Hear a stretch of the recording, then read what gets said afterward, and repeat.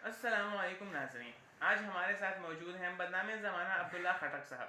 ये वही अब्दुल्ला खटक हैं जिन्होंने आपके पाक स्टडी के पेपर को पास कराया, आपकी डूबती किश्ती को किनारे के पार लगाया। आज की वीडियो में वो तमाम स्टूडेंट्स के सवालों के जवाब देंगे।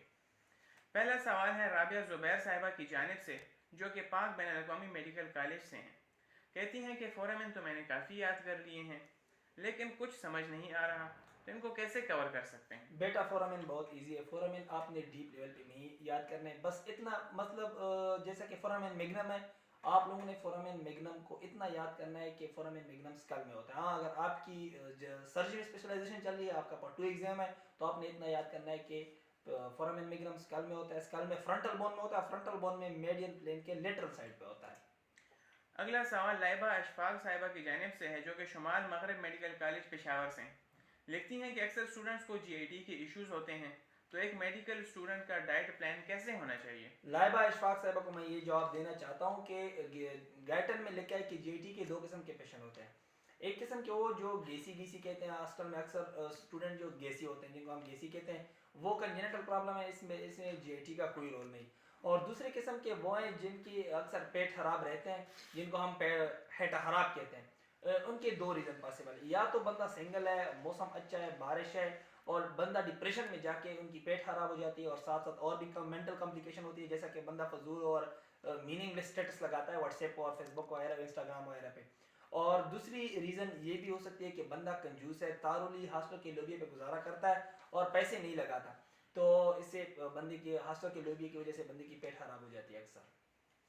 एक सवाल औरतें मेडिकल कॉलेज एबटाबाद से। वमेन मेडिकल कॉलेज, औरत मेडिकल कॉलेज जी की जी बात कर बिल्कुल रहे वही। हैं, ठीक। औरतें मेडिकल कॉलेज से तबस्सुम वहाब साहिबा ने पूछा है कि आप माइनर सब्जेक्ट कैसे स्टडी कर लेते हैं? बेटा माइनर सब्जेक्ट स्टडी करने की ज़रूरत नहीं। माइनर सब्जेक्ट स्टडी करने से बंदे की सोच छोटी हो जाती है, मेंटेलिटी छोटी हो जाती है। और दूसरी बड़ी बात यह कि माइनर सब्जेक्ट, जैसा कि आप सबको पता है कि मेरा एग्ज़ाम हो चुका है, सेकेंड ईयर का एग्ज़ाम हो चुका है, तो सेकेंड ईयर के पेपर्स में मैंने हर एक पेपर में 20 में से 0 एमसीक्यूज अल्लाह के फजल से ठीक किए हैं। और इनर सेटिस्फेक्शन आप लोगों को तब होगी जब आपका टॉपर फ्रेंड आ जाए और वो कह दे कि मैं 15-20 में से 15 पर शोर हूँ, लेकिन बाद में पता चले कि उनकी भी 20 में से 0 ठीक है। Next question Rahmanullah medical institute Peshawar से इकरा वजाहत साहिबा ने पूछा है। लिखती हैं कि ब्लड सप्लाई या ब्रेन से सर ने क्वेश्चन पूछा था, लेकिन मैं कंफ्यूज ही हो गई, तो ऐसे टेक्निकल सवालात से कैसे डील कर सकते हैं? ब्लड सप्लाई के लिए मैं आप लोगों को शॉर्ट ट्रिक बताने जा रहा हूँ कि जो भी आर्गन है, चाहे वो लोअर लिम्ब है, अपर लिम्ब है, स्कल है, ब्रेन है, बस इसमें ब्लड वेसल मौजूद है, तो ब्लड वेसल उस आर्गन की ब्लड सप्लाई के लिए रिस्पॉन्सिबल है, और डीप जाने की जरूरत नहीं। और कुछ सवालात मेल साइड से भी आए हैं, लिखते हैं कि लड़का। और एक अगला सवाल है कि प्रेप्स के दौरान स्टूडेंट्स को टेंशन हो जाती है, ऐसे में सेटिस्फेक्शन के लिए क्या किया जा सकता है? कोई सवाबी के स्टूडेंट हैं, उन्होंने नहीं भेजा। वो जकुहान मेडिकल कॉलेज के क्या नाम है उसका? जी जी वही, बस छोड़ें। कोई अनरजिस्टर्ड सा कोई इंस्टीट्यूट है जिसके बारे में हाल ही में खबर आई है कि सिंध हाई कोर्ट ने फैसला दिया है कि उनके स्टूडेंट्स को डिप्लोमा की डिग्री देके फारिग कर दिया जाए। अल्लाह अकबर, बहुत ज्यादा है। एमबीबीएस के स्टूडेंट को डिप्लोमा की डिग्री देना बहुत लेकिन बात है। उन्होंने सेटिस्फेक्शन के हवाले से भी पूछा। हाँ, सेटिस्फेक्शन अक्सर स्टूडेंट्स को ये मसला रहता है कि वो डिस्टर्ब होते हैं कि यार मैंने स्टडी नहीं की है, मैंने स्टडी में डिप्रेस रहते हैं। तो सेटिस्फेक्शन के लिए, प्रेप्स में सेटिस्फेक्शन के लिए सबसे ज़बरदस्त तरीका है कि आप मोबाइल ले लें, सोशल मीडिया पे आप ऑनलाइन हो जाए, देखें कि अगर आपके फ्रेंड ऑनलाइन हो तो आपको खुद ब खुद एक इनर सेटिस्फेक्शन, एक फीलिंग हो जाएगी, इसकी वजह से आपका मुकम्मल डिप्रेशन दूर हो जाएगा। उसके बाद आप रिलैक्स स्टडी करें, थोड़ा बहुत करें, जब आपको पता चले कि आपके फ्रेंड लोफर लफंग है। अगले सवाल से ऐसे लगता है कि आपका कोई सीक्रेट एडमायरर है। लिखा है कि चूंकि आप हॉस्टल में रहते हैं, इसलिए आई हैव टू आस्क, मेरे जानू ने लोबिया खाया? बड़े हरामी हो बेटा। भाई दे मेरा कोई सीक्रेट एडमायर नहीं है। हाँ, जो भी है मैं उनके लिए ये कहना चाहता हूँ कि आपके जानू ने आज लोबिया नहीं खाया। आपके जानू की आज आखिरी पेपर थी, आपके जानू ने आउटिंग की है।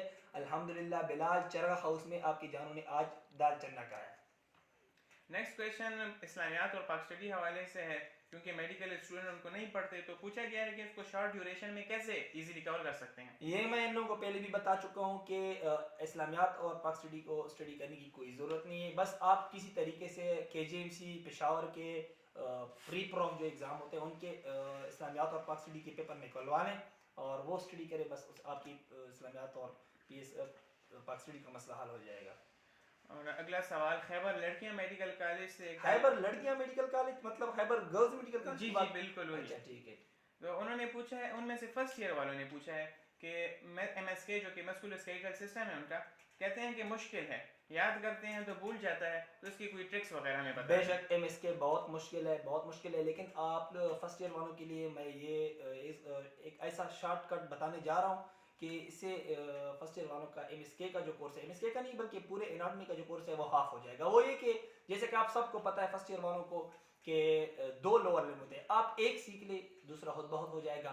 इस तरह दो अपर लिम्ब है, आप एक सीख ले दूसरा खुद बहुत हो जाएगा। इस तरह आप जब सेकंड ईयर में आ जाए फर्स्ट ईयर वाले तो हेड एंड नेक है, हेड एंड नेक में आप एक साइड सीख ले दूसरा साइड खुद बहुत हो जाएगा। जैसे कि ये कान नाक है, ये साइड सीख ले ये साइड खुद बहुत हो जाएगा। ये दोनों एक ही जैसे हैं।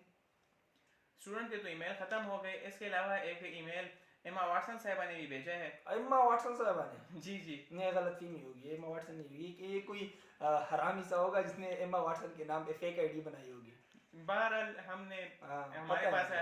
आया है कि as you have studied the muscles of facial expression, is there any way to have a good cute smile? Facial expression में जो स्माइल में क्यूट स्माइल में जो भी बंदा चाहता है कि मेरा स्माइल क्यूट हो, जाहिर सी बात है हर कोई चाहता है कि मेरा स्माइल क्यूट हो, तो मेरा खुद क्यूट नहीं है, अल्लाह का फजल है। तो क्यूट स्माइल में जो रोल है, मेन रोल है वो ये ग्लूटस मैक्सिमस मसल का, ये ना ये इसकी एक्सरसाइज जरूरी है। तो क्यूट स्माइल के लिए मैं सबको ये कहना चाहता हूँ कि आप ये ग्लूटस मैक्सिमस मसल का एक्सरसाइज करें, तारुल एक्सरसाइज।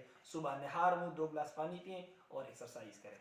और हंस से मतलब बंदे को चाहिए कि वो 5 मिनट तक नहार मुँह आईने के सामने हंसे, स्माइल पास करें। इसके अलावा बस मेरा एक ज़ाती सवाल रह गया है आपसे कि आप इतने मुफीद मशवरे देते हैं माशाल्लाह, यकीनन फर्स्ट ईयर में आपके अच्छा स्कोर होगा, तो आपके नंबर क्या हैं? नंबर मेरा है 03412। बस कर, चुप कर यार। ये वो या अगर ईमेल आईडी में मन अब क्यों लगा दे पर 22 की तेरा कड़ा सड़िया